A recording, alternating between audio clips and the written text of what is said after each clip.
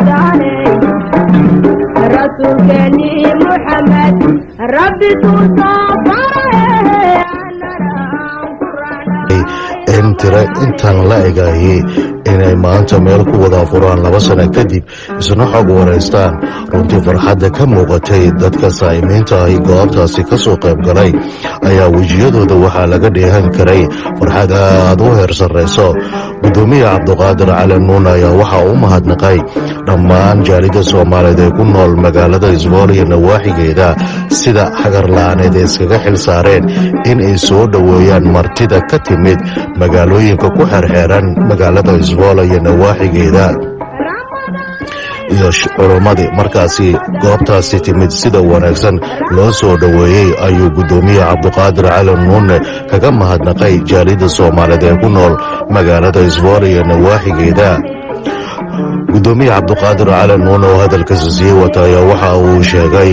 in marnaba aysan jaalida Soomaaliyeed ee dalka Netherlands ay ka istaagi doonin afurinta ay u sameynayaan dadka saamaynta ah ee ku wada nool magaalada Isbool iyo nawaaxigeeda asagoo sheegay gudoomiyaha Cabdiqaadir Cali Nuun in uu aad ugu faraxsan yahay bil kasta Ramadaan ay in muslimiinta Soomaaliyeed meel iskugu yimaadaan ayna ku wada afuraan waxa uu sheegay in bil maalin kastoo sabti ahay mar walibana uu keeni doono markaasi sheekhiyo kale oo ayaguna fadaaisha bisha barakeysan ee Ramadaan kaga faa'iideystaan una soo bandhigaan kheyraadka ay leedahay bisha barakeysan ee Ramadaan iyo waxyaabaha loo baahan yahay waxa kale uu sheegay Cabdiqaadir Cali Nuun oo ka mid ah gudoomiyaha jaalida Soomaaliyeed ee Isbool iyo nawaaxigeeda in uu marnaba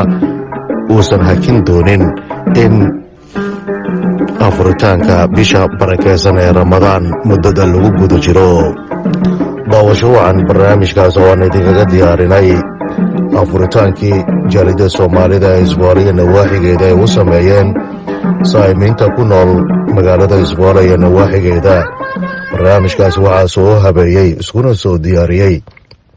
anigoo Bashiir Jidaal Barrow waa inoo sabtida dambe hadduu Ilaahay yiraahdo barnaamijkii afuritaanka jaaliyada Soomaalida Isbool iyo nawaaxigeeda daawasho wacan